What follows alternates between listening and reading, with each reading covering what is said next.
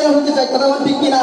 কিছুদিন আগে একটা চলচ্চিত্রের এক কুলাঙ্গার দেখেছিলাম যে ইমামদেরকে শালা বলে গালি দিয়েছিল।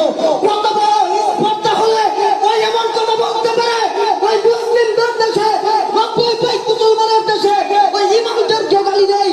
কত বড় কুলাঙ্গার হলে মুসলমান প্রয়োজনে কাপড় মাথার মধ্যে বেঁধে ওই নাস্তিকদের সঙ্গে যুদ্ধ ঘোষণা করতে কে প্রস্তুত? মুসলমান দুইটা হাত তুলে দেখায় দাও। দিকবাজি কাই হাই ধীরে ধীরে বদলায় এই মানুষের হালচাল। ও শিক্ষিত শয়তান, ওরা ইবলিশের শয়তান। ধূমপানে বিষ পান জানে না কুঞ্জন, এই কথাটার মানে। ধূমপানে বিষ পান জানে না কুঞ্জন, এই কথাটার মানে। যে শুনে বেশি বেশি করে আখিজ বিড়ি টানে।